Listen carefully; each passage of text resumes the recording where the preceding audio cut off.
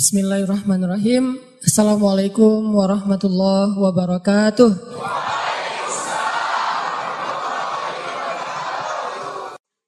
Kita akan ngebahas teknis untuk bisa menghijrahkan status dengan melobi langit. Dengan doa. Kan katanya doa itu bisa mengubah takdir, benar? Benar nggak tuh? Allah yang mengubah takdir dengan doa. Jadi bukan doa mengubah takdir, tapi Allah mengubah takdir dengan doa. Dan takdir itu bisa dirubah-rubah. Suka-suka Allah dong. Orang Allah yang nulis takdir, yamhullahu ma yasha'u wa yuthbit, kata Allah. Allah bisa menghapus apa yang Dia tulis dan bisa menetapkan. Jadi nggak usah pesimis, nggak usah putus asa dulu. Wah, kayaknya memang takdirnya nggak bisa, orang yang jahat kayak saya, yang pernah punya masa lalu yang kelam, nikah dengan akhwat yang hafizoh dari pesantren apa gitu. Kan kayaknya takdirnya nggak wal hafizin, wal hafizat, gimana sih? Wal hafizin, gimana sih ayatnya? Saya jadi lupa. Orang yang soleh, orang yang menjaga diri dengan orang yang menjaga diri, orang yang soleh dengan orang yang soleh. At-thayyibin lit-thayyibat, maaf. At-thayyibin lit-thayyibat. Orang yang baik ketemu orang yang baik. Tapi kan saya mah orangnya udah keburu nggak baik duluan. Sekarang lagi belajar jadi orang baik tapi belum baik-baik amat. Sedangkan dia mah udah terpelihara dari dulu. Kayaknya kita mah nggak sekufu, nggak selevel, beda dunia. Yang satu dunia putih, satu dunia hitam. Ini gimana nih nggak ketemu nih? Takdirnya mungkin kita emang nggak layak untuk dia. Tetapi dengan doa Allah Subhanahu Wa Taala berkuasa untuk mengganti takdir. Makanya malam ini kita akan belajar tentang bagaimana menggunakan jalur langit untuk bisa mendapatkan hajat kita. Baik menikah, dapat kerjaan, punya anak, dan keajaiban-keajaiban lain yang bisa kita dapatkan kalau kita tahu cara menggunakan jalur langit.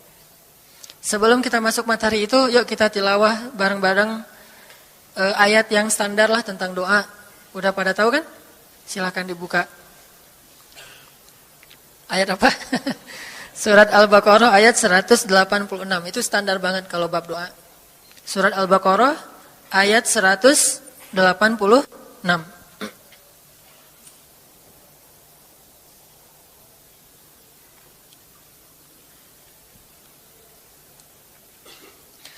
A'udzu billahi minasy syaithanir rajim. Enggak?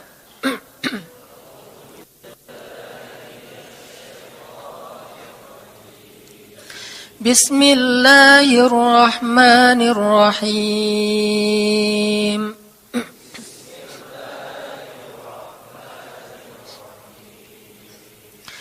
Wa idza sa'alaka 'ibadi 'anni fa inni qarib.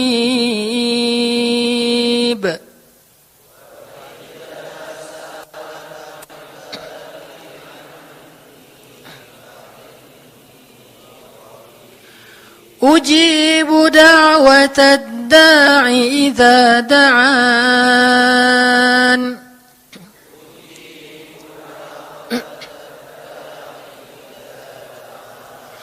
Falyastajibu li wal yu'minu bi la'allahum yarshudun.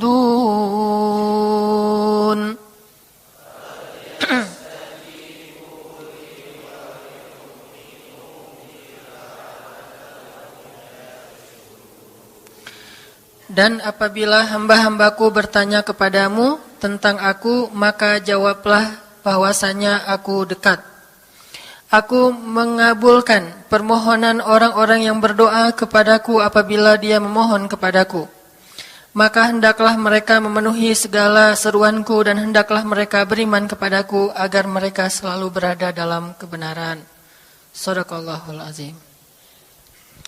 Teman-teman yang dirahmati Allah Subhanahu wa taala, ayat ini adalah ayat kalau kita kasih judul ayat ini tuh janji Allah kepada orang yang berdoa. Janji Allah kepada orang yang berdoa. Makanya doa itu benar-benar senjata orang mukmin. melebihi senjata apapun yang dimiliki oleh seseorang. Paling dahsyat itu kalau punya doa. Jadi kalau orang yakin kepada Allah, maka dan keyakinan dia kepada Allah lebih besar daripada keyakinan dia kepada apapun, maka selama dia masih bisa berdoa kepada Allah, dia tenang. Ada masalah dikit, oh ilahi. Ada masalah dikit, ilahi. Ada masalah dikit, Rabbi. Terus saja. Ada masalah sepele apapun, minta ke Allah. Ada masalah apapun, minta ke Allah. Dan kata Nabi, janganlah kalian menjadi lemah dalam berdoa. Karena sesungguhnya tidak akan binasa seseorang selama dia masih berdoa kepada Allah. Itu hadis Nabi. Dari Aisyah. Janganlah kalian menjadi lemah dalam berdoa. Artinya jadi pundung, jadi putus asa dalam berdoa. Karena tidak akan binasa seseorang selama dia masih berdoa kepada Allah Subhanahu wa ta'ala. Jadi kalau kita masih terus mengharap dan meminta kepada Allah, kita nggak akan binasa. Kita nggak akan kalah. Kita nggak akan rugi. Dan kata para ulama, segala sesuatu di dunia ini akan pergi dan tidak kembali. Ini clue penting nih, bisa dicatat. Segala sesuatu di dunia ini akan pergi dan tidak akan kembali kecuali doa. Dia pergi dan dia pasti akan kembali. Segala sesuatu kalau udah pergi di dunia ini nggak akan kembali lagi. Kalau pergi di sini maksudnya pergi kepada Allah. Tapi kalau doa pergi ke Allah, dia pasti akan balik lagi kepada yang meminta. Satu-satunya yang pergi ke Allah dan kembali di dunia ini hanyalah doa. Makanya ayat ini kalau kita kasih judul adalah janji Allah kepada hambanya yang berdoa. Allah berjanji, apa kata Allah? Inni qaribun. Aku itu dekat. Maksudnya nggak mungkin aku nggak dengar doa kalian. Begitu kita berdoa, kita pikir, Allah dengar nggak ya? Jangan-jangan kok doa saya belum diijabah, kayaknya Allah nggak dengar yang kemarin, saya harus keraskan lagi suara saya. Nggak, ini qarib. Arti ini qarib, aku itu dengar banget apa yang kamu ucapkan. Nggak usah diucapkan, di dalam hati aja Allah udah dengar. Siapa yang pernah berdoa di dalam hati terus langsung Allah ijabah? Rasulullah. Coba teman-teman buka awal juz kedua. Ayat surat Al-Baqarah ayat 144. Itu gara-gara Nabi ada harapan di dalam hati tapi nggak berani ngomong gitu ke Allah. Cuma dipendam di dalam hati doang. Tapi langsung diijabah oleh Allah. Ayat surat Al-Baqarah ayat 144. Allah berfirman, "Qad nara taqalluba wajhika fis samaa."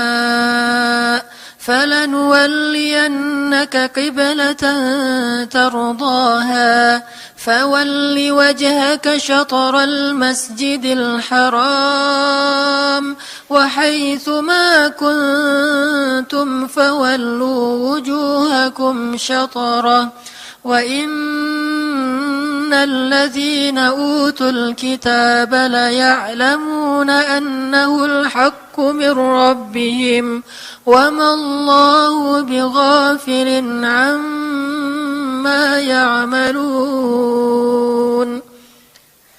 Jadi ceritanya, orang Yahudi suka menghina kaum muslimin gara-gara orang Islam kalau sholat waktu itu masih menghadap ke Al-Aqsa, Palestina.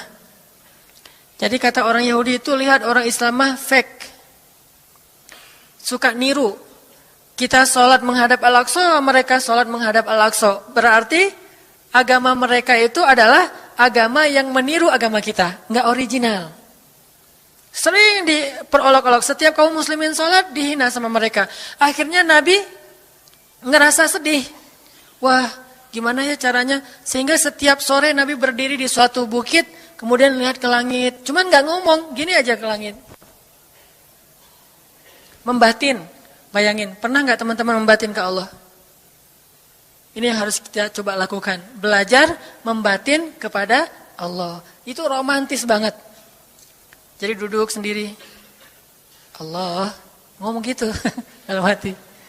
Dan yakinlah ini qarib, Allah tuh dengerin. Jangan pikir saya kayak ngomong sendiri, kayak orang kurang waras. Enggak, Allah itu mendengar. Jadi kita batin aja sama Allah, ngomong dalam hati. Ya Allah, saya tuh lagi gini, ada masalah. Ngomong dalam hati kita.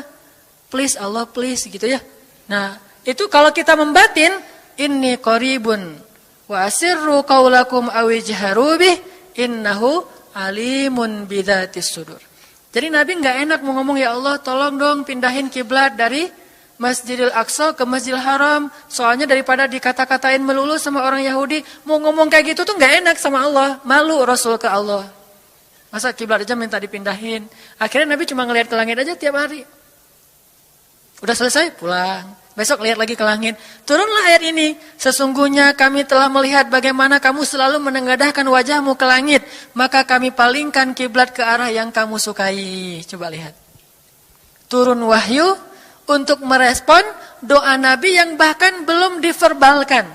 Belum diucapkan dengan kata-kata, tapi Allah udah ngerespon. Ini kan keajaiban doa nih.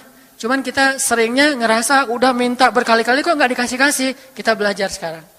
Rasul nggak usah minta pakai verbal, cuman membatin doang dalam hati, Allah udah ngasih. Pernah nggak teman-teman ngerasa kayak gitu? Ada kepengen sesuatu, tiba-tiba terwujud. Pernah kan? Tapi kepengennya yang baik-baik. Pengen misalnya, aduh, saya pengen banget umroh, cuman mau ngomong kayak gitu mah, saya mah orangnya kayaknya nggak mungkin bisa umroh kalau ngandalin harta. Orangnya nggak mampu, kerjanya juga pas-pasan, gimana mau umroh untuk makan aja susah. Tapi pengen banget dalam hati kita. Dan itu rindunya tuh rindu banget. Setiap kali ngelihat video atau tayangan di TV tentang umroh dan haji, menitikkan air mata. Saking kangennya ke Baitullah. Allah tahu itu dalam hati kita. Tiba-tiba ada jalan. Ada aja jalannya. Dan bisa dikasih sedekah, bisa juga hadiah, bisa juga door prize, bisa juga macam-macam. Pokoknya ada jalan aja, tiba-tiba bisa umroh. Dan saya sering banget membawa orang umroh. Di antara jamaah itu selalu ada 1 atau 2 orang yang umrohnya itu miracle, keajaiban dari Allah. Ketika saya cari tahu alasannya apa, ternyata emang dia dari dulu pengen banget umroh. Cuman nggak bisa ngandelin hartanya, Allah kasih jalan yang lain. Bukankah Allah itu memampukan yang diundang, bukan mengundang yang mampu? Kan itu yang sering kita dengar kan? Allah tidak mengundang yang mampu, tetapi memampukan yang diundang. Kalau udah Allah undang, pasti mampu. Kalau Allah nggak ngundang, walaupun dia mampu nggak akan bisa. Jadi Allah bukan mengundang yang mampu, tetapi memampukan yang diundang. Sehingga kita kalau hati kita kayaknya pantas diundang, Allah undang tuh. Begitu juga dalam urusan rezeki. Aduh, saya pengen kerjaan yang kerjaannya itu lebih halal, lebih nyaman, bisa sholat berjamaah tepat waktu, ada waktu juga buat keluarga, bisa juga berdakwah ke teman-teman. Akhirnya membatin kita itu karena kuat banget, Allah wujudkan. Ini artinya Allah qaribun, Allah maha dekat. Sehingga kalau kita pengen doa kita itu powerful, belajar dari as-thiqah billah. Tips pertama adalah as-thiqah billah. Percaya deh sama Allah. Percaya sama Allah. Jangan berdoa dengan ragu-ragu. Kayak kita datang kepada seseorang untuk minjem duit, tapi kita ragu. Dia nih kayaknya orangnya susah kalau dipinjemin. Kalau minta dipinjemin gitu. Ini saya lagi ada masalah dikit nih. Boleh minta bantu nggak? Apa? Gimana ya ngomongnya? Susah ngomongnya tuh ragu-ragu gitu kan ya. Akhirnya kita ngomongnya tuh nggak enak, nggak nyaman, membuat dia juga ngasih ke kita juga ragu-ragu. Akhirnya nggak nyaman tuh hubungan kita sama dia. Tapi kalau kita yakin banget sama dia orangnya baik, kalaupun dia nggak ngasih dengan cara yang kita minta, kita yakin bahwa dia tuh pasti akan nolong kita. Sehingga kita akan curhat masalah kita itu dengan tulus. Bahwa kita punya masalah kayak gini-gini, bukannya kita mau minta-minta, cuman sifat dari manusia itu saling tolong-menolong, kita beritahu masalah kita. Dan kita yakin dia pasti akan nolong kita. Kalau nggak bisa ngasih duit, dia akan minta tolong kepada orang lain yang mungkin bisa membantu kita. Dia akan ngasih link. Dia akan memediasikan kita. Oh, aduh maaf ya saya juga lagi, sekarang lagi butuh uang. Ini lagi nabung-nabung juga. Sama, kita mah lagi sama-sama pengen hijrah status. Cuman, nih saya kenal ada temen nih yang dia alhamdulillah orangnya tuh suka banget bantu orang lain. Mungkin saya bisa merekomendasikan, saya bisa bantu kamu, ayo kita jalan bareng ngomong sama temennya. Pokoknya kita yakin dia bisa nolong. Nah kalau kita yakin, percaya sama Allah, Allah itu gak butuh perantara. Allah bisa nolong kita dengan cara apapun. Walaupun takdirnya udah ditulis, kamu tuh gak akan punya istri sampai meninggal dunia. Ya Allah masa gitu sih, gak akan punya istri. Ya Allah, tapi gimana masa saya mau hidup sendiri terus? Kamu gak akan punya istri kata malaikat teh.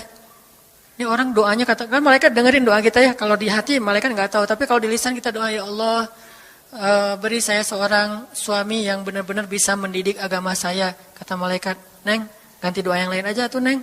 Itu mah takdirnya udah ditulis, Neng nggak akan punya suami. Kata malaikat. Kita mah walaupun malaikat ngomong gitu, biarin aja.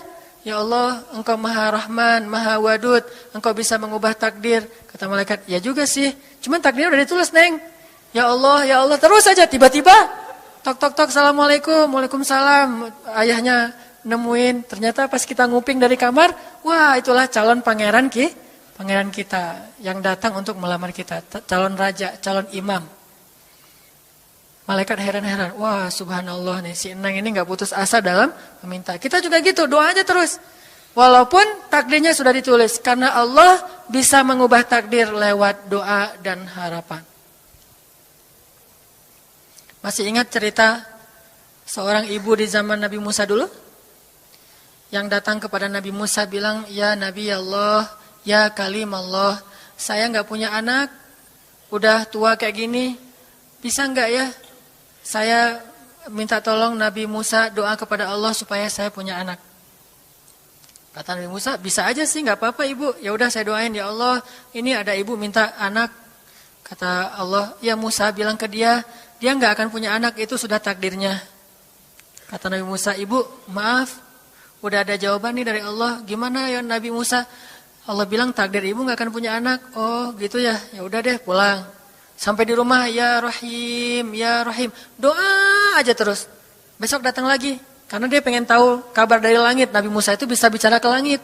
Ya Nabi Allah, saya mau tahu nih, kira-kira Allah sudah memperkenalkan belum ya permintaan saya? Permintaan apa? Pengen punya anak. Tapi kan kemarin udah, kata Allah takdirnya gak akan punya anak. Ya coba aja dulu sekali lagi, siapa tahu sudah mau. Sekarang Allah memperkenankan. Wah ini benar-benar dia husnuzan sama Allah. Sikoh, percaya sama Allah. Gak percaya kepada yang lain, percaya sama Allah aja. Nabi Musa karena udah terus aja direngekin minta gitu. Nabi Musa bilang, ya Allah, ini ada ibu yang kemarin, gimana dong ya Allah? Kata Nabi Musa, kata Allah, ya Musa, takdirnya dia gak akan punya anak. Bilang sama dia, ibu, udah terima aja takdir ibu gak akan punya anak. Oh ya, pulang lagi. Ya Rahim, terus aja sepanjang malam, sepanjang hari doa. Berhari-hari datang lagi kepada Nabi Musa. Ya Nabi Allah, udah berubah belum? Udah mau belum Allah ngasih saya anak? Kan udah kemarin takdirnya, tapi coba lagi, sekali lagi aja. Nabi Musa minta lagi ke Allah, kata Allah masih yang sama, pulang lagi. Gak datang-datang lagi ke Nabi Musa. Setelah beberapa bulan, datang-datang bawa bayi. Assalamualaikum. Sudah semangat sekarang. Beda gitu ya. Kalau dulu, Assalamualaikum. Melas gitu ya. Sekarang, Assalamualaikum. Hai Nabi Musa. Kata ibu, ibu yang kemarin? Ya, itu siapa? Anak saya. Anak ibu? Anak kandung maksudnya? Bukan nyuri. Nggak, anak kandung saya ini Nabi Musa. Wah, Nabi Musa nggak wah sih, subhanallah kalau Nabi Musa. Kalau saya mah wah gitu ya. Kalau Nabi Musa, Masya Allah. Nabi Musa tanya ke Allah, ya Allah, itu ibu yang kemarin katanya takdir nggak akan punya anak, kok bisa punya anak? Ceritanya gimana Allah? Ceritain dong, saya kok nggak update gitu informasinya. Kata Nabi Musa. Allah ngasih update. Kata Allah, Musa, setiap kali aku bilang dia nggak akan punya anak, dia terus berdoa dengan menyebut Ya Rahim, Ya Rahim. Allah itu kan senang banget dipuji dan Allah lebih berhak untuk dipuji. Kalau kita senang dipuji nggak baik, kalau Allah senang dipuji emang punya hak untuk dipuji kan? Allah senang dipuji. Dia bilang Ya Rahim, kamu bilang gak akan punya anak, dia bilang Ya Rahim, terus saja berharap. Wahai Musa, sesungguhnya rahmatku mendahului takdir. Rahmatku mendahului takdir. Akhirnya dengan sifat Rahim, Allah mengubah takdir ibu ini. Walaupun secara ilmiah gak mungkin punya anak karena sudah menopause. Tetapi Allah yang memiliki kekuasaan atas segala sesuatu.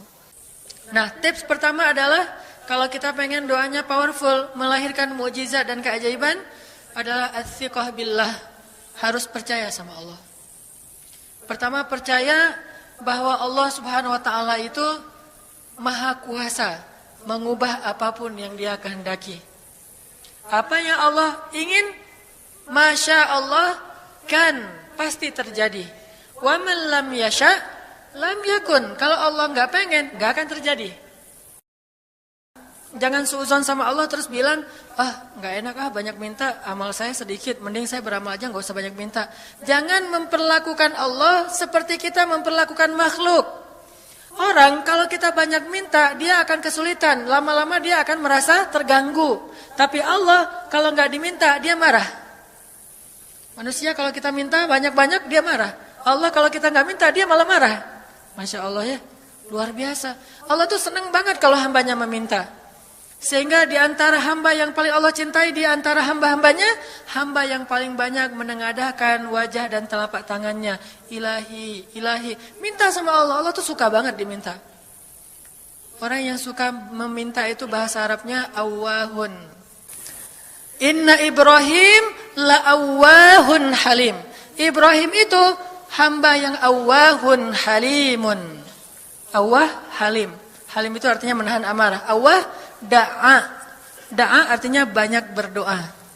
Kalau da' itu berdoa. Kalau da'a senang banget doa. Ada masalah dikit, ilahi, Rabbi, ngadu aja ke Allah, manja gitu. Dan Allah tuh senang banget dengan hamba yang kayak gitu. Sehingga sampai Nabi mengatakan, mintalah kepada Allah walaupun cuman garam. Garam aja minta ke Allah. Sepele banget masalah kita. Ya Allah, mudah-mudahan nanti nggak macet ya. Minta sama Allah. Kok macet ya Allah? Ya biar kita sabar. Udah tahu jam macet berangkatnya telat gitu ya. Jangan salahin Allah. Tapi minta, bilang, biasakan kita tuh komunikasi sama Allah dengan manja. Ya Allah, mudah-mudahan saya bisa jawab ujiannya. Udah belajar sih ya Allah, cuma nggak tahu kan semuanya di tanganmu. Minta ke Allah. Bismillahirrahmanirrahim. Makan ya Allah, ini rezeki darimu. Makasih ya, makan. Kalau bahasa lainnya makasih, alhamdulillah. Alhamdulillahilladzi at'amani hadza wa razaqanihi min ghairi haulin minni wala quwwah. Hafal tuh? Kalau enggak hafal, udah aja bismillah lah. Alhamdulillah gitu. Bismillah ya Allah, Masya Allah ini rezeki darimu. Udah selesai makan, udah sendawa gitu. Alhamdulillah, Allah baik banget. Ngomong sama Allah, sering-sering komunikasi sama Allah. Dan Allah itu wa huwa ma'akum aina ma kuntum. Dia bersama kalian dimanapun kalian berada. Bersama ya, bukan ada. Kalau ada itu beda. Allah di mana-mana itu beda. Tapi Allah bersama kalian itu artinya Allah melihat, Allah mendengar, Allah menyaksikan, Allah mencatat, Allah maha menilai bersama kita. Kalau ada, dia bertempat. Sehingga nanti kalau ada anak bilang, "Mah, Allah di mana?" Allah ada di mana-mana, Dek. Tadi dia malah karena cerdas, kalau gitu di WC juga ada, kan nggak boleh kan? Ini jawaban yang keliru, kurang filsafat. Allah itu bukan ada di mana-mana. Allah bersama kita dimanapun kita berada. Itu beda. Kalau bersama, ma'iyah artinya Allah melihat, menyaksikan, mendengar, menghargai, dan terus memelihara dimanapun. Sehingga nggak usah khawatir bahwa ini mah nggak di masjid, nggak apa-apa. Selama bukan di tempat yang najis, seperti di kamar mandi atau di mana yang tempat-tempat yang nggak boleh, kita itu mah nggak. Tapi yang di tempat yang umum, di pasar, di jalan, lagi di kendaraan, di dalam masjid, di luar masjid, Allah, ilahi, Rabbi. Kalau perlu lebih manja lagi, pakai irama dikit. Allah, gitu. Kayak orang manggil temennya gitu. Atau kita miss call Allah dulu. Ya Allah, udah nggak ngomong apa-apa. Itu miss call. Miss call Allah. Ngapain miss call? Caper, kangen sama Allah. Allah, gitu lagi. Itu zikir kan? Allah, Allah, Allah. Kata Allah, ada apa hambaku? Allah lagi. Terus saja Allah di miss call berkali-kali. Pas Allah buka, wah 100 miss call. Allah 100 kali zikir. Udah 100 kali miss call, Allah yang telepon balik. Ada apa hambaku? Wah, ditelepon sama Allah. Lewat kejadian-kejadian hidup. Tiba-tiba ada kejutan dari Allah. Langsung bilang sama Allah, thanks Allah. Kan romantis tuh sama Allah. Jangan cuma sama cewek doang bilang thanks, segala macam bahasa-bahasa yang keren. Sama Allah juga harus keren. Tapi setelah thanks, alhamdulillah, karena itu yang paling baik. Intinya harus percaya sama Allah. Allah tuh senang banget didoain. Kita berdoa kepadanya gitu. Allah tuh senang. Terus makna percaya sama Allah juga, kita percaya bahwa Allah itu nggak akan ngecewain orang yang berdoa. Ujibu da'watad da'i idza da'an. Aku pasti mengijabah doa hamba-hamba yang berdoa kepadaku. Enggak usah khawatir, pasti diijabah. Tapi kok masih belum aja Ustaz? Nah, kita harus belajar apa itu makna diijabah. Jangan-jangan Allah udah mengijabah, kita enggak ngerti. Kayak ada analogi tentang orang yang tenggelam, terus dia meninggal sambil menuduh Allah, Allah kok nggak nolong saya, bukankah aku sudah mengirim pelampung? Jadi pelampung itu cara Allah menolong kita. Kita berharap ditolongnya tiba-tiba selamat aja di pantai. Nggak kayak gitu, Allah punya cara, sehingga kita harus belajar memahami maksud Allah. Allah maksudnya apa? Di antara cara Allah mengijabah, kata para ulama, satu, Allah mengijabah persis seperti yang kita minta. Dua, Allah mengijabah yang lebih baik dari yang kita minta. Yang ketiga, Allah kalau nggak ngasih persis, ngasih yang lebih baik, dikasih di akhirat. Bahkan itu lebih keren daripada di dunia. Kok di akhirat sih? Ntar dulu. Akhirat itu jaraknya nggak jauh dengan kita. Cuma 60 tahun. 60 tahun tuh cepat banget loh. Sekarang rata-rata usianya berapa? Bahaya kalau nanya usia. Kalau saya udah setengah, udah 30-an tahun. Teman-teman pasti masih 17 ya. Angkat tangan yang 17. Nggak ada. Di bawah 20 tahun, di bawah 20 tahun. Yang di atas 40. Nggak berani angkat tangan, ada sih. Artinya waktu 60 tahun itu nggak lama, sebentar doang. Jadi analoginya gini, kita lagi kuliah, pengen nikah. Terus kita naksir sama seorang cewek cantik banget. Dan saking cantiknya sampai kita cuma bisa bermimpi. Wah, saking cantiknya kayaknya nggak mungkin banget buat kita. Tiba-tiba ayahnya bilang, "Dek, kamu senang sama anak saya?" "Yang mana, Pak?" Masih nanya yang mana. Takutnya yang tadi kebalik. Ini yang lagi kuliah yang namanya si Fulanah misalnya. Sebutlah namanya Nisa apa gitu ya. Terus dia bilang, "Boleh Bapak setuju kamu nikah sama anak saya. Tapi ditunda dulu sampai kamu lulus kuliah." Kita senang gak tuh? Sampai lulus kuliah, gak apa-apa. Masa kita bilang, "Gak mau Pak kalau lulus kuliah, mending gak usah deh. Saya mau yang sekarang." Pasti gak gitu kan? Karena kita tahu ini cantik banget, keren banget, soleha banget, idola banyak cowok-cowok di kampus, dikasih buat kita. Syaratnya cuma satu, tunggu lulus kuliah 4 tahun lagi. Pasti kita akan sabar banget menanti itu. Gak mungkin kita bilang, "Pak, Bapak kalau nawar yang serius dong. 4 tahun mah lama tuh Pak." Yang kedua, tips supaya doa kita powerful. Kalau doa sama Allah itu yang romantis. Bahasa Arabnya munajat. Curhat sama Allah. Dan doa itu ibadah, bukan sekedar permintaan, bukan cuma request, tapi ibadah. Jadi kalau orang rajin doa sama Allah itu akrab sama Allah. Dan kalau akrab jadi romantis sama Allah. Enak gitu, hubungannya dengan Allah tuh adem banget, nyaman banget. Pas dia berdoa, "Ilahi," gini ngomong. Kayak Nabi Zakaria yang tadi di surat Maryam pas sholat rakaat kedua. Apa kata Zakaria? Ini bentuk curhatnya Zakaria. Qala rabbi inni wahanal azmu minni washta'ala ar-ra'su shayba wa lam akun bidu'aika rabbi syaqiyya. Nabi Zakaria doa romantis, suaranya pelan.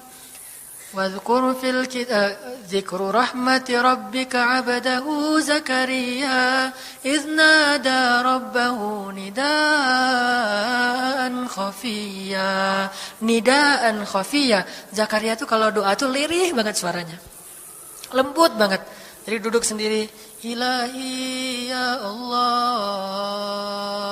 Bersenandung seperti Nabi Daud. Romantis sama Allah, bukan "Ya Allah." Itu mah doa khusus untuk perang itu mah. Doain Palestina, doain Suriah itu harus tegas. Kayak Nabi kalau berdoa itu dengan menelunjuk. Kadang Nabi mengangkat tangan, kadang Nabi mengangkat kedua tangan sampai tinggi, kadang Nabi nggak mengangkat tangan, kadang Nabi memakai telunjuk. Semuanya itu sunnah. Jangan kita saling debat masalah, nggak boleh angkat tangan. Kadang Nabi mengangkat tangan, kadang Nabi tidak mengangkat tangan, kadang Nabi malah menunjuk gini. Kalau urusannya bab perang, biasanya gini. "Ya Allah, ya Allah." Bukan nyuruh Allah ya. Beda kesannya nelunjuk Arab dengan nelunjuk Indonesia. Kalau Arab, ngapain lo nunjuk-nunjuk gue? Kan gitu ya. Kalau Allah mah nggak kayak gitu. Allah pakai bahasa Arab, jadi pakai filsafat Arab. Nelunjuk itu maknanya sangat berharap dan tegas gitu. Jadi kita doa pelan. "Ya ilahi, إني وهن العظم مني واشتعل الرأس شيبا ولم أكن بدعائك رب شقيا. Ya Allah, tulang saya sudah lemah, rambut saya sudah beruban semuanya, tidak ada satu helai pun yang hitam. Tapi saya belum pernah berputus asa dari berdoa kepadamu ya Allah. Ini namanya curhat. Wa inni khiftul mawaliya min warai. Ya Allah, saya takut banget kalau saya meninggal tidak ada yang meneruskan dakwah saya, sedangkan Bani Israel itu mudah tergelincir. Fahabli min ladunka waliya. Ya Allah, beri saya seorang anak, walaupun istri saya sudah mandul, tapi saya terus berharap kepadamu ya Allah. Ya Allah, please gitu. Waj'alhu rabbi radhiya. Ya Allah, jadikan anak itu yang sangat engkau ridhoi. Minta Nabi Zakaria ke Allah. Tiba-tiba dapat kejutan. Ya Zakaria, inna nubashiruka bi ghulam. Wahai Zakaria, bergembiralah, kamu akan punya seorang anak laki-laki. Itu hasil curhat ke Allah. Langsung Allah kasih nama. Ismuhu Yahya lam naj'al lahu min qablu samiyya. Namanya Yahya, kata Allah. Jangan cari lagi di Google. Udah ada namanya tuh, nggak perlu lagi nyari di googling gitu, nama yang bagus apa gitu kan ya. Lagi serius-serius. Ismuhu Yahya, itu sebaik-baik nama, namanya datang dari langit. Ismuhu Yahya lam naj'al lahu min qablu samiyya. Belum pernah ada anak sesoleh dia di muka bumi. Wah, ini first nih, anak paling soleh. Terus kata Allah, wahananan, anaknya lemah lembut, wa zakatan, anaknya suci, wa taqiyya, anaknya bertakwa, namanya Hanan At-Taqi. Itu mah doa ya, bukan GR. Karena saya juga belum bertakwa. Hanya Allah yang tahu siapa yang paling bertakwa. Terus apalagi sifatnya? Wa barram biwalidayhi, anaknya sangat berbakti kepada orang tua. Allah kasih spesifikasi anak yang Allah pengen ngasih ke Zakaria. Itu luar biasa sifat-sifatnya.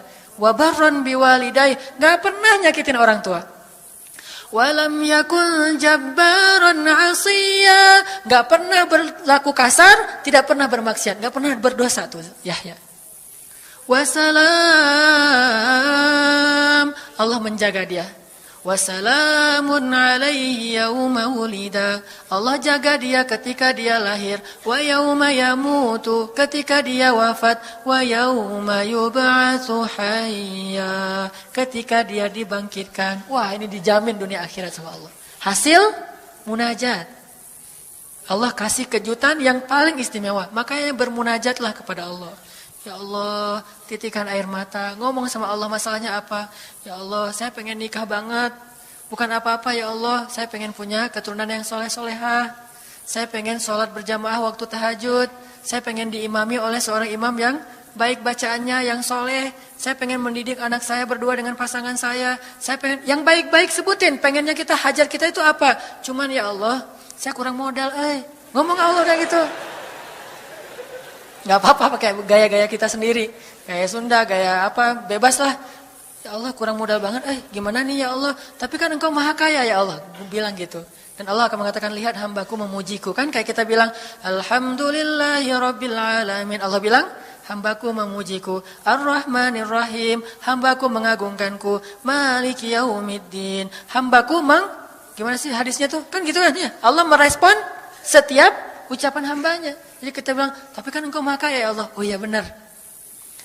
Cuman saya belum juga nemu siapa calonnya ya Allah. Nah, tapi kan engkau maha tahu ya Allah. Oh iya. Nanti Allah tiba-tiba dalam mimpi disebutin gitu. Wah, jelas spesifikasinya, wajahnya kayak gini, senyum-senyum ke kita di dalam mimpi gitu ya. Terus kasih kartu nama. Pas kita bangun ternyata kartu namanya ada di tangan kita. Cie, kayak di film. Bisa gitu. Tiba-tiba ke-save di HP kita ada nama yang saya perasaan gak pernah nge-save nomor ini deh. Malaikat yang nge-save. Itu semuanya mukjizat dari Allah. Gak usah khawatir. Allah punya cara. Tadi mah walaupun heureuy, tapi sebetulnya pesannya adalah Allah itu punya banyak cara untuk menolong hambanya. Tidak usah kita atur gimana caranya. Bukan kita yang mengatur caranya, kita hanya bermohon kepada Allah. Allah yang punya sekian banyak cara. Allah bisa pakai cara ilmiah, bisa cara yang tidak ilmiah, bisa cara yang berlawanan dengan ilmiah. Ilmiah itu kan ciptaan Allah. Jadi jangan mengukur dengan logika kita. Tapi mengikhtiar dengan logika kita harus. Kalau ikhtiar harus ilmiah. Tapi kalau iman gak perlu ilmiah. Sakit, ikhtiarnya ke dokter. Tapi yakinnya gak boleh yakin sama dokter. Ikhtiarnya seilmiah mungkin. Tapi imannya gak boleh ilmiah, Rabbaniyah. Allah berkuasa dengan ilmiah, tanpa ilmiah, bertentangan dengan ilmiah. Allah bisa menciptakan seseorang dari ayah dan ibunya. Bisa tanpa ayah tapi punya ibu doang seperti Isa. Atau bisa gak punya ayah, gak punya ibu seperti Adam. Allah bisa menciptakan onta dari induknya, bisa keluar dari batu seperti untanya Nabi Soleh. Allah maha kuasa, makhluk tidak kuasa. Minta sama Allah dengan harapan-harapan yang indah. Munajat. Ini sekarang coba kita dengar bagaimana munajatnya Nabi ketika pulang dari Taif. Nabi itu kan sedih banget pulang dari Taif. Luar biasa dihinanya oleh orang-orang Taif. Di antara penghinaan orang Taif yang masih terekam oleh sejarah itu, orang Taif mencemooh Nabi dengan mengatakan, emangnya benar kamu itu, emangnya benar Allah mengangkat kamu jadi Nabi? Itu penghinaan. Dihina gitu. Muhammad, beneran gitu Allah mengangkat kamu jadi Nabi? Kayak gak ada orang lain? Kata orang Taif. Terus ada lagi yang bilang, Muhammad, kalau kamu itu seorang Nabi, saya tidak berani ngomong sama kamu, nanti saya terkutuk. Tapi kalau kamu bukan Nabi, pendusta, ngapain juga saya ngomong sama kamu? Jadi mending gak usah ngomong aja, daripada ngomong dengan pendusta. Intinya dia gak mau ngomong sama Nabi, tapi meracau. Dia bilang, kalau kamu Nabi, kalau saya berdebat kamu, saya akan dikutuk. Kalau kamu bukan Nabi, berarti kamu pendusta. Ngapain juga saya berdebat sama kamu, menghina. Ada yang bilang, hei Muhammad, pergi kamu. Jangan dekat-dekat dengan kampung kami. Disuruh anak kecil mengusir Nabi, bayangin. Bagi orang semulia Rasulullah, diusir oleh anak kecil, dikejar-kejar pakai batu kerikil, dilemparin. Itu luar biasa, berat banget perasaan beliau. Sama anak kecil, sama perempuan, sama budak-budak. Yang laki-lakinya tuh hanya bersorak di belakang. Perempuannya, bagi orang Arab, dihina oleh perempuan. Itu luar biasa penghinaannya. Makanya di Mesir, pengalaman saya ketika di Mesir, orang Mesir itu paling takut sama cewek. Di pasar kalau ada ibu-ibu yang belanja, Mang, bungkusin yang ini. Dibungkusin. Gak jadi deh, yang itu aja. Ya, bungkus lagi. Kayaknya, gak jadi yang itu aja. Sampai 3 kali, si emangnya gak boleh marah. Kenapa? Cewek. Itu di Mesir tuh. Kalau di kita, wah udah habis itu. Gak usah cewek yang sebaya, ibu-ibu aja bisa dihina di kita kan ya, nggak menghormati orang tua. Kalau di Mesir, perempuan apalagi yang udah umur usia orang tua itu sangat dimuliakan. Naik bus gitu. Ada ibu-ibu, orang Mesir kan gede-gede tuh. Naik bus. Ya naik bus aja, naik damri gitu susah. Akhirnya barang-barangnya pada diambil sama orang-orang di dalam. Dia naik sendiri. Bismillah, Masya Allah. Gitu-gitu orang Mesir teh kalau naik damri. Pas sudah di atas, semua orang berdiri mempersilahkan dia pilih tempat duduk yang mana. Itu budaya yang mungkin di Singapura juga pas saya ke Singapura kayak gitu. Tapi kok di Indonesia agak-agak jarang nih. Sering ada laki-laki muda duduk di halte atau di mana tempat-tempat umum. Sementara di sebelahnya ada ibu-ibu yang gendong anaknya. Tapi nggak ada tempat duduk. Di mana rasa malu dan rasa penghargaan terhadap perempuan. Makanya kalau sampai seorang ribut dengan perempuan di tempat umum. Itu di Mesir aib banget. Jadi kalau kita ramai sama seorang cewek atau seorang ibu-ibu di tempat umum. Pasti orang-orang Mesir akan marahin kita. Nggak marahin dia. Walaupun dia yang salah. Ya aib kata orang Mesir. Aib jangan kayak gitu, aib jangan kayak gitu. Tapi kalau kita berantemnya sesama laki-laki, dia akan bilang sallu ala nabi, selawatlah kepada nabi. Kayak gitu cara mendamaikan pertengkaran di Mesir. Dan menurut survei kecil-kecilan saya, orang Mesir itu paling sering bertengkar di bus kalau lagi bulan puasa. Lapar soalnya. Itu sering banget, asal bulan puasa ramai di bus. Wah, orang Mesir kan suaranya kencang ya, kayak singa gitu. Wah, ramai di jam 2 orang. Akhirnya yang lain bilang, sallu ala nabi. Langsung, sallallahu alaihi wasallam. Lagi. Tapi dia sempat salawat dulu. Kalau di kita kan, apaan sih? Nggak ada hubungannya juga, nggak nyambung keles gitu. Kalau di Mesir mereka paham. Kalau dibilang nabi, langsung mereka menghargai sallallahu alaihi wasallam. Terus marah lagi. Ya amin, sallu ala nabi, sallallahu alaihi wasallam. Lagi. Kadang-kadang saking marahnya, shollu ala nabinya sambil marah-marah, sallallahu alaihi wasallam, saya bilang juga. Jadi sampai ada yang bertengkar dua orang, disikapin dengan bijak. Orang Mesir kalau marah tuh suka bilang keledai, ya Ahmar, wahai keledai gitu. Terus yang orang bijak ini kayaknya educated dosen gitu kayaknya, dia bilang, memangnya ada keledai selain engkau di sini? Terus dia bilang, nggak ada. Ada. Apapun jawabannya salah. Memangnya ada keledai selain kamu di sini? Kalau dia bilang nggak ada, berarti emang kamu sendiri. Kalau dia bilang ada, berarti kamu juga keledai. Cerdas ya, luar biasa nih di Mesir. Saya dapat banyak luar biasa pengalaman. Intinya apa? Perempuan yang mengusir Nabi di Taif, perempuan, anak-anak, budak. Coba, gimana perasaan Nabi? Itu benar-benar nelangsa banget, sedih banget. Begitu turun dari Taif, Nabi SAW kemudian istirahat, habis dikejar-kejar dari pagi sampai sore di kebun kurma. Nabi lagi istirahat, terus Nabi berdoa. Nih doanya saya bacain ya. Wahai Robku, kepada engkaulah aku adukan kelemahan tenagaku dan kekurangan daya upayaku. Wahai Robku, engkaulah yang maha rahim, engkaulah pelindung orang-orang yang lemah. Engkaulah penciptaku. Kepada engkau aku berserah diri ya Allah.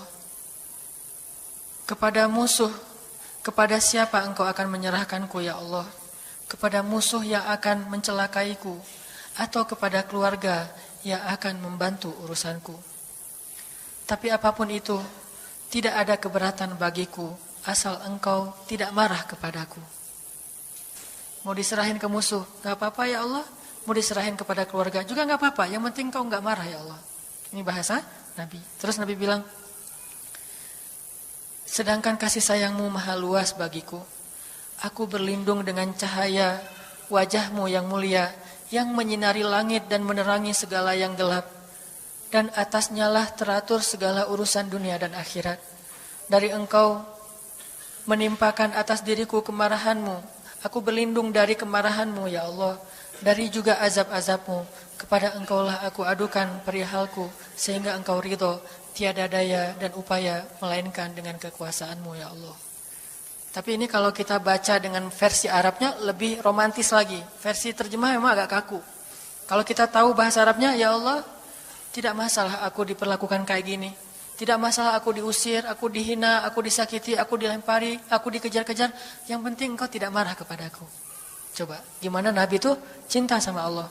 Mendengar doa Nabi yang romantis banget sambil menitikan air mata, tubuhnya banyak bekas luka lemparan batu, bajunya itu kotor. Malaikat itu sampai nggak tega, sampai Jibril turun. Wahai Muhammad, kata Jibril. Ya Rasulullah, wahai kekasih Allah, kata Jibril. Allah maha mengetahui apa yang telah terjadi pada dirimu terhadap orang-orang ini. Allah telah memerintahkan malaikat gunung untuk mentaati perintahmu ya Rasulullah. Kata malaikat, jadi kayak ada seorang anak yang nangis sedih, tiba-tiba datang ayahnya ngelus-ngelus gitu, menenangkan dia. Ya Rasulullah, Allah udah memerintahkan malaikat gunung kok, jadi menghibur gitu. Jangan sedih ya Rasul, jangan sedih, gak apa-apa. Itu malaikat gunung udah siap tuh, apapun yang kamu perintahkan. Langsung malaikat gunung siap-siap gitu. Terus kata malaikat gunung, ya Rasulullah, wahai kekasih Allah, perintahkan saja kepada kami apapun. Jika engkau mau, kami akan timpakan 2 gunung ini kepada penduduk Taif, sehingga mereka mati terhimpit oleh gunung-gunung yang kami timpakan. Perintahkan ya Rasulullah, perintahkan. Kata Rasulullah, tidak wahai para malaikat. Kalaupun mereka tidak beriman hari ini, aku berharap kepada Allah, anak cucu mereka kelak akan beriman. Nabi gak sakit hati kepada orang Taif. Dan Nabi juga tidak marah kepada Allah ketika beliau diperlakukan oleh hamba-hamba Allah kayak gitu. Tetapi yang penting Allah jangan marah sama saya ya. Kalau bahasa kita mah, ya Allah maaf ya saya jadi kayak gini nih. Tapi Allah gak marah kan? Gitu banget tuh sama Allah coba. Dia udah habis-habisan, kemudian belum berhasil dakwahnya, masih takut sama Allah. Kayak kita ngedakwahin teman kita, terus kita dicela sama teman kita, dimusuhi oleh teman kita gak marah sama dia, gak marah sama Allah. Gak bilang, Allah itu sih susah ya dakwah. Gak ngomong kayak gitu. Ya Allah maaf ya dia belum menerima dakwah saya. Ini pasti karena saya gak benar nih nyampainya. Ya Allah jangan marah ya sama saya. Besok saya coba lagi gitu sama Allah. Terus ke orangnya gak marah karena mungkin dia fa'innahum la ya'lamun. Mereka tidak mengerti. Besok akan dicoba lagi, didakwahin lagi, diajak lagi. Terus aja kayak gitu. Ini munajat Nabi kepada Allah SWT. Sehingga gara-gara munajat itu malaikat turun. Sama kayak munajat curhatnya Nabi Yunus. La ilaha illa anta subhanaka inni kuntu minadh zalimin. Subhanallah. Nabi Yunus tuh bermunajat di dalam perut ikan, lirih banget, suaranya tuh pelan banget. Tapi suara yang pelan itu menggetarkan arsy Allah Subhanahu wa taala. Kita udah teriak-teriak pakai mic, enggak ada yang bergetar. Nabi Yunus kalimatnya sederhana, tetapi dari hati banget. Benar-benar curhat. Ya Allah, tidak ada ilah selain Engkau. Aku ini udah zalim terhadap diriku sendiri. Ya Allah, maafin saya, maafin saya. Subhanallah, subhanallah. Engkau maha suci, saya ini kotor. Engkau maha suci, saya ini kotor. Terus saja sampai suara Nabi Yunus di dalam perut ikan, di dalam laut yang dalam itu, menggetarkan arsy Allah di langit ketujuh. Tiba-tiba malaikat arsy bertanya, suara siapa ini ya Allah? Begitu indah, begitu lembut, meminta ampun kepadamu ya Allah. Kata Allah, itu suara hambaku Yunus. Apa yang dia minta ya Allah? Dia minta ampun kepadaku. Ya Allah, please ampunin dia ya Allah, please. Kata malaikat-malaikatnya. Semua malaikat meminta ampun untuk Yunus alaihissalam. Sehingga kemudian Allah mengatakan, ya sudah aku ampuni dia. Tiba-tiba Nabi Yunus diselamatkan. Curhat sama Allah. Kalau ada masalah, bilang ke Allah. Apapun, ya Allah. Duduk sambil bersandar di pohon. Ya Allah, coba buka surat Al-Qasas. Gimana Nabi Musa itu suka curhat kepada Allah. Surat Al-Qasas, surat 28 ya. Ayat ini ya. Ayat 16 coba. Ketika Nabi Musa enggak sengaja bunuh orang Kipti, Egyptian. Rabbi, ini zalamtu nafsi, faghfirli ya Rabbi. Ya Rabbi, saya tuh udah zalim, maafin saya ya Allah, ampuni saya. Ada masalah dikit, ngomong ke Allah. Habis ada kesalahan, ngomong ke Allah. Terus dia bilang lagi, Rabbi ayat 17, bima an'amta alayya falan akuna zahiran lil mujrimin. Ya Allah, janganlah engkau jadikan aku termasuk orang-orang yang berdurhaka atau berbuat dosa. Udah. Terus ada masalah lagi. Nabi Musa diusir dari Mesir, dikejar-kejar sama tentara Firaun di ayat 21. Apa kata Musa? Rabbi, najjini minal qaumiz zalimin. Ya Rabbi, selamatkan saya dari orang-orang yang zalim. Ngomong lagi ke Allah. Udah Nabi Musa pergi sekarang. Kemana perginya? Dari Mesir ke Yordania, Madian kalau bahasa dulu. Pergi tuh. Begitu pergi ke Madian, bilang lagi ke ayat 22. Asa Rabbi ayyahdiyani sawa asabil. Mudah-mudahan Allah kasih saya jalan ya. Ya Allah, tunjukin dong saya jalan harus kemana nih. Saya nggak tahu harus kemana larinya. Allah tunjukin. Jalan sampai ke Madian. Begitu udah selesai adegan menolong dua orang perempuan yang sedang memberi minuman ternak. Nabi Musa capek kan? Udah seharian jalan. Kemudian kurang makanan. Sendiri nggak jelas negeri yang beliau tuju. Akhirnya beliau bersandar di sebuah pohon. Di ayat 24. Terus beliau mengatakan, Rabbi, inni lima anzalta ilayya min khairin faqir. Ya Allah, saya butuh banget kebaikan darimu ya Allah. Saya sekarang lapar, saya haus, saya enggak punya tempat tinggal. Saya sangat butuh kepada kebaikan darimu. Bilang ke Allah, tiba-tiba habis doa kayak gitu, datanglah cewek itu dengan malu-malu kan ayat berikutnya. Ternyata cewek itu adalah bakal jadi istri Musa. Jadi kalau ada apa-apa bilang ke Allah. Gak sengaja ngelihat Instagram, oh ada yang cantik, Rabbi, yang ini nih, yang saya gak sengaja gitu. Tapi jangan dikepoin ya, dan jangan terlalu lama ngelihatnya, sekilas saja. Atau minimal kalau nggak yang ini, yang kayak gini ya Allah, ya Allah, gitu. Ngomong nanti ketika selesai sholat, makanya banyak-banyak doa sama Allah. Dan yang romantis, yang lembut, banyak-banyak berzikir. Jadi sebelum doa itu tasbih dulu. Tasbihnya dengan bahasa yang kita nyaman. Subhanallah, subhanallah boleh. Atau dinyanyikan juga enggak masalah dengan suara yang baik. Bukankah Nabi menyuruh kita menghiasi Al-Quran itu dengan suara kita. Dan diantara isi Al-Quran adalah zikir. Kita bisa bilang Subhanallah, Subhanallah, Subhanallah. Coba kayak gitu malam hari sendiri.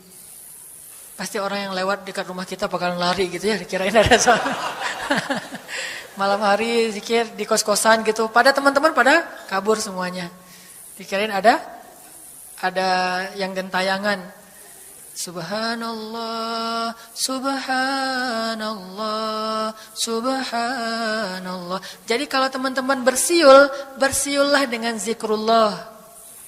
Daripada kita bersiul dengan lagu-lagu yang misalnya hanya irama biasa kan ya.